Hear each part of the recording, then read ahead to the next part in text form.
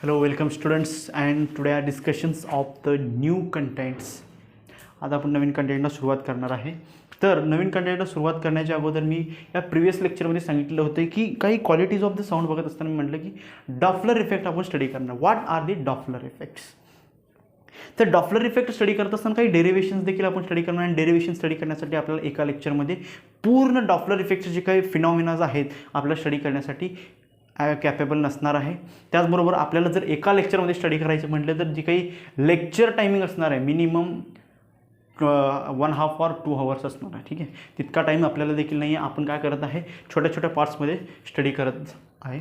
Then today we can be discussions the Doppler effects only for introduction. Who is the Doppler and who are Dopplers and how can be, ते कशावर काम केलेलं आहे and how can be works and what are the effects to the works. त्यांनी काय effect पडलेला आहे त्याच्या कामाचं ते आपण या ठिकाणी स्टडी करणार आहे. तर डॉपलर इफेक्ट्स बघण्याच्या अगोदर मी काही जे काही प्रॉमिस केलं होतं याच्या प्रिव्हियस लेक्चरमध्ये एक प्रॉब्लेम्स आपल्याला स्टडी करायचं आहे. तर प्रॉब्लेमचे बेसिक मी तुम्हाला सांगणार आहे. त्याचबरोबर प्रॉब्लेम कसे सॉल्व्ह करायचे आणि त्या प्रॉब्लेममध्ये दिलेले काय आणि फाइंड आउट काय करायचं हे आपल्याला सांगितल्यानंतर जे काही कॅल्क्युलेशनचा पार्ट आहे ते तुम्हालाच करावं लागेल.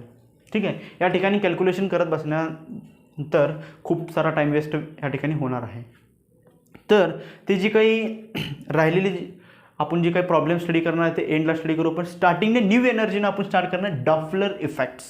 What are the Doppler effects?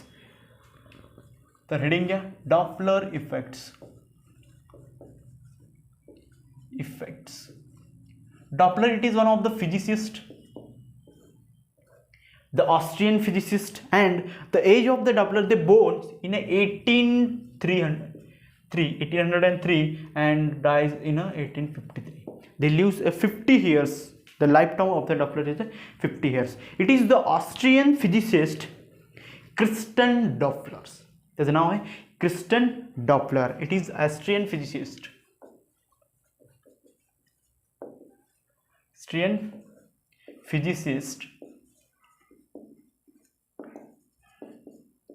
Christian Doppler.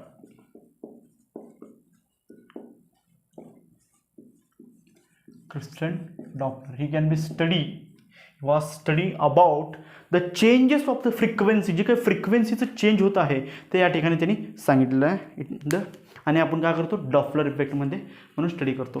Frequency म्हणजे काय, कशात फ्रिक्वेन्सी चेंज होत असते, कशाची फ्रिक्वेन्सी चेंज होते आणि केव्हा चेंजेस होते या देखील या ठिकाणी डॉपलर इफेक्ट्समध्ये आपण स्टडी करणार. बट आजच्या लेक्चरमध्ये आपण फक्त स्टडी करणार की डॉपलर कशाबद्दल सांगितलेलं आहे आणि काय सांगितलेलं आहे. त्याचबरोबर जे काही कंडिशन्स आहेत त्या डॉपलरचे, when the observer or the listener and the source of the sounds are movable towards or away from each others. Consider the source of the sound is a steady or stationary waves are produced. म्हणजे तो काय, source of the sound एका जागी आहे, एक steady आहे.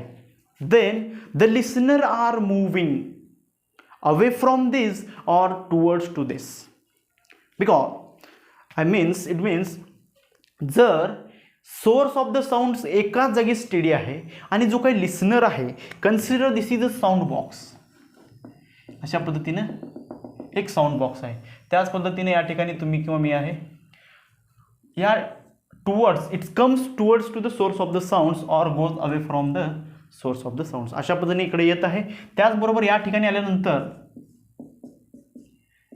आपण परत अवे फ्रॉम जाता. ठीक आहे, तिकडनं इकडे येतो, हे ॲरो कट करतो मी, towards and goes away from, आणि मी काय करतोय, अवे जातोय. It is the source of the sounds. That is एक बेस आहे, एक साऊंड आहे त्या ठिकाणी कन्सिडर केलं, एक ॲम्प्लिफायर आहे. Then pitch will be changes. Pitch म्हणजे आपण याच्या प्रिव्हियस लेक्चरमध्ये स्टडीज केलेलं आहे. Pitch will changes when the listener are moving away from the source of the sounds or towards to the source of the sounds. Okay, and this phenomena are studied, this man, that is Christian Doppler's study in the years 1842 या वर्षामध्ये हे त्यांनी काय study केलं आहे. ते काय म्हणतात, pitch will be changes. Pitch will be changes जे काय साऊंडची पिच असणार आहे, जे काय होता है, चेंजेस होता है व्हेन लिसनर and listener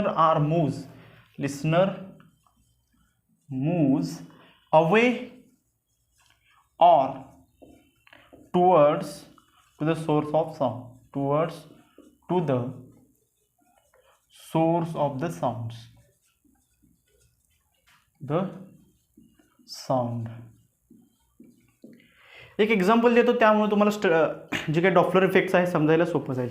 जेव्हा आपण एका जागी थांबलं, बस स्टँडवर थांबले किंवा कुठल्याही पद्धतीच्या एका स्टेशनवर थांबलेलं आहे, तेव्हा जी काही एक व्हेकल्स येत आहे, हॉर्न वाजवत एखादा व्हेकल्स येत आहे, कन्सिडर करा एखाद्या पोलीसची व्हॅन आहे, त्याचबरोबर व्हॅन म्हणजे जी ॲम्ब्युलन्स आहे, ती ॲम्ब्युलन्सची जी काही सायरन वाजत असते, आपल्याकडे येत असताना जी काही तिची आवाज आपल्याला ऐकू येते, ते वेगळ्याच पद्धतीने आवाज ऐकू येते.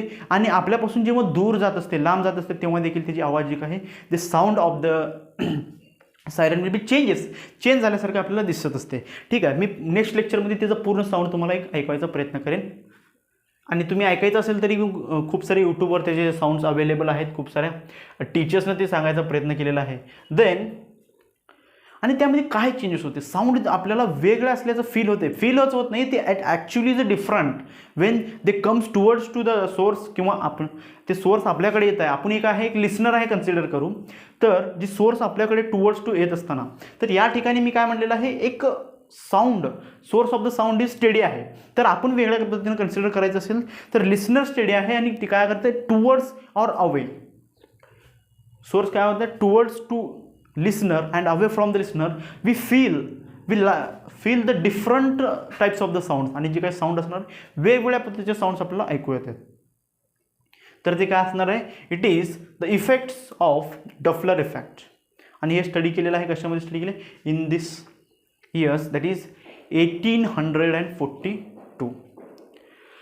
The listener and source of the sound they are motion, relatively मोशनमध्ये आहेत, लिसनर आणि साऊंड रिलेटिव्हली मोशनमध्ये आहेत असं कन्सिडर करा.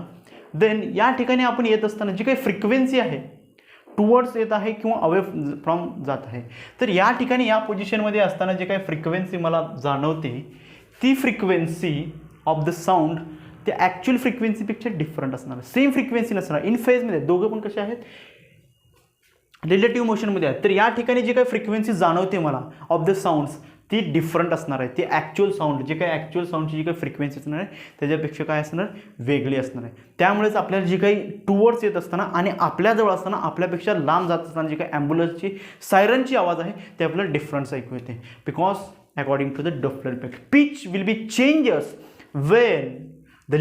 pitch will be changes when the listener moves away or towards to the source of the sounds. Consider the source of the sound at a steady or produced stationary waves, and this phenomena is called as Doppler effect. The listener and source are moving in the relative मोशनमध्ये आहेत आणि त्या मदतीने जी काही frequency असते actual फ्रिक्वेन्सीपेक्षा different असणार. It is not a same. आपल्याला ऐकू येणार जी काही फ्रिक्वेन्सी ऑफ द साऊंड आहे ते डिफरंट असणार आहे आणि त्याचबरोबर जी काही सोर्समधून जी काही फ्रिक्वेन्सीनं साऊंड बाहेर येत आहे ते देखील डिफरंट असणार आहे, due to the lot of distance between the source and listener असेही असू शकते. तर या ठिकाणी जे काही या फिनॉमिनाला म्हणण्यात जाणार आहे डॉपलर इफेक्ट असे म्हटले जाणार आहे. तर name of the scientist is Christian Dopplers. तर इतकाच आपण या लेक्चरमध्ये स्टडी करणार. आणि हे जे डॉपलर इफेक्ट आहे it is not useful only for a sound waves, it is also useful for the electromagnetic waves or light waves. Light waves असणार, electromagnetic waves it is a light waves. Doppler effect आपण फक्त sound वेव्समध्येच शिकत नाही, तर Doppler effect आपण काय करत असतो, लाईट वेव्समध्ये शिकत असतो, इलेक्ट्रोमॅग्नेटिक वेव्समध्ये शिकत असतो. ठीक आहे. तर आपण या ठिकाणी एक प्रॉब्लेम स्टडी करणार आहे. तर प्रॉब्लेम स्टडी करत असताना अजून एक सेंटेन्स जे काय तुम्हाला द्यायचं राहिलेलं आहे. Then the listener and source, the listener and source are in relative motions. Source are in relative motions. Listener and source are in relative motions. The frequency of the the frequency of listener is different or is not same, is not actual same, not same, the frequency आपण एक शब्द वापरू, frequency emitted from the source of the sounds, frequency emitted from the source of sounds. It is important. 2 ते 3 sentence तुम्हाला लिहिलं तर introduction of Doppler effect तुम्हाला समजून जाईल. ठीक आहे. तर डॉपलर इफेक्ट आपण एखादं रिव्हिजन करू. It is a Christian Doppler, Austrian physicist, is born in 1803 and okay.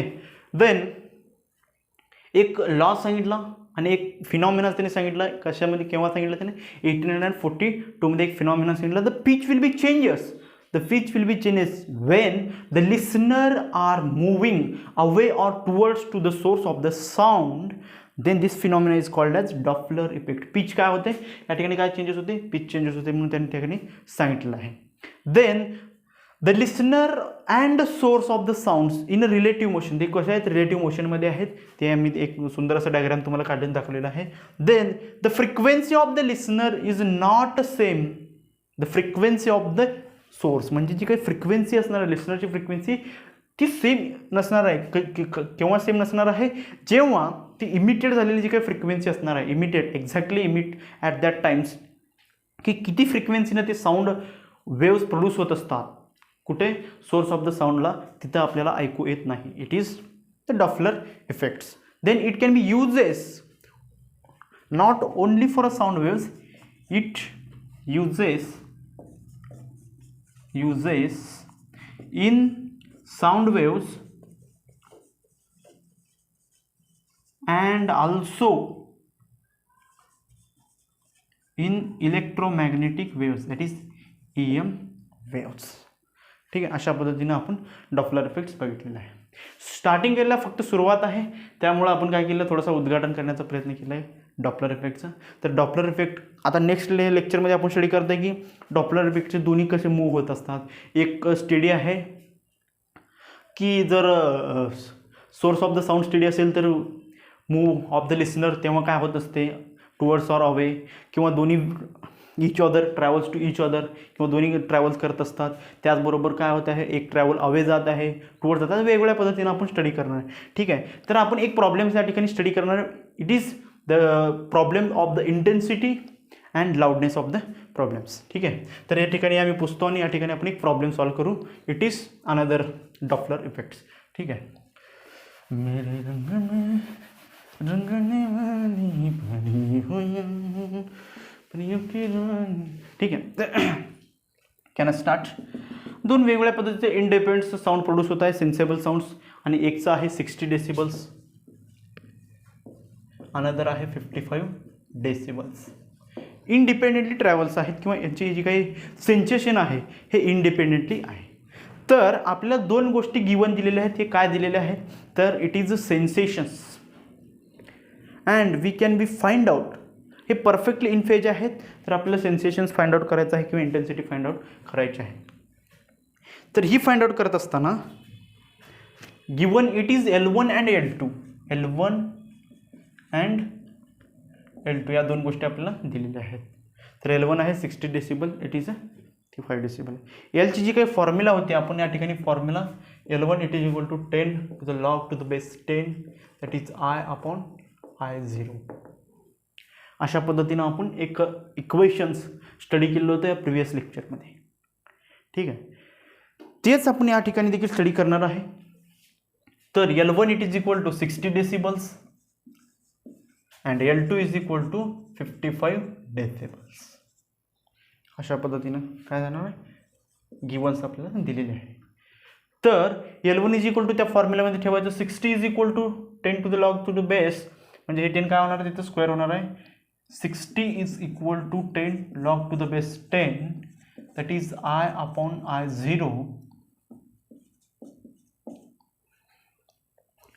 Taking antilogs वगैरे घ्यायची आणि त्यानंतर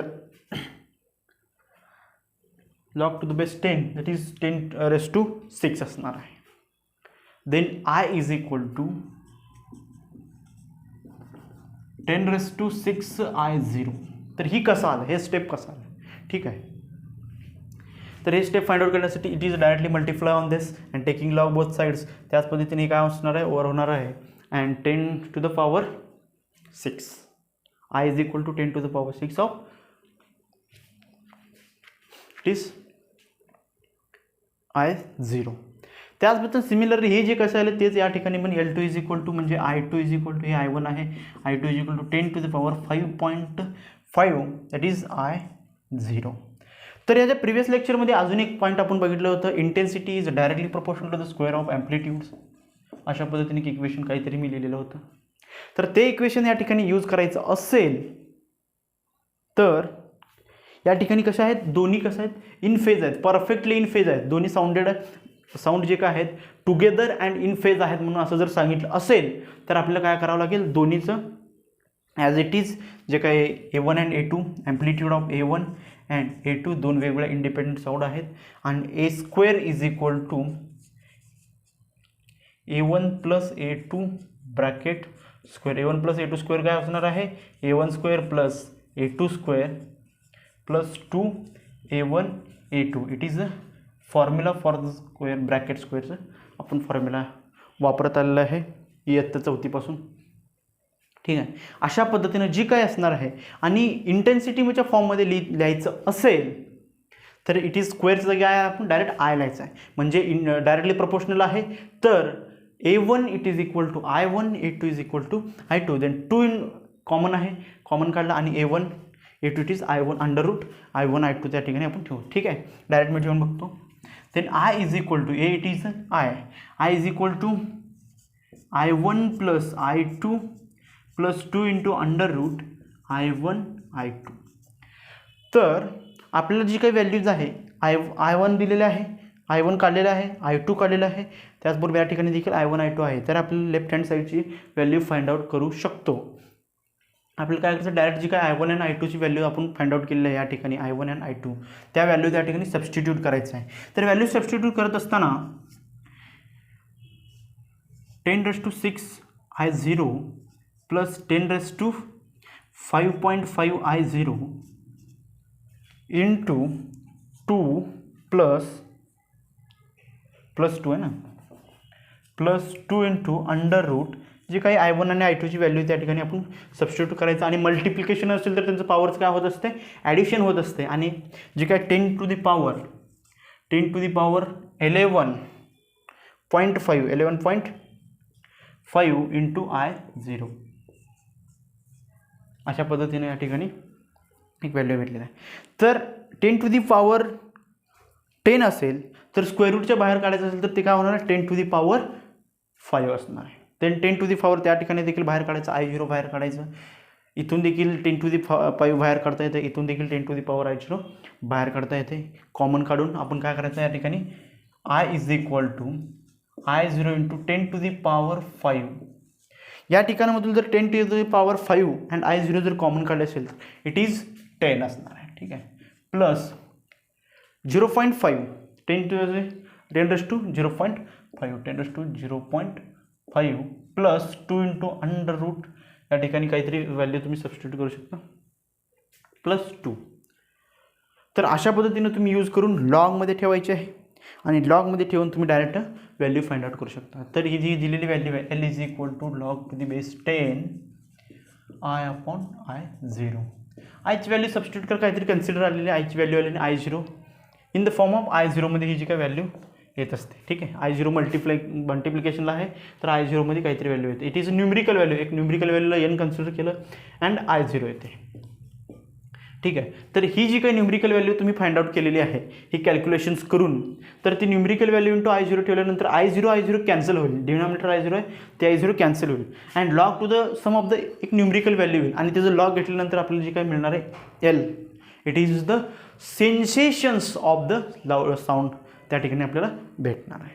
ठीक आहे. अशा पद्धतीनं आपण एक प्रॉब्लेम सॉल्व्ह केलेला आहे लाऊडनेसवरनं आणि डॉपलर इफेक्टला हलीमध्ये सुरुवात केलेली आहे.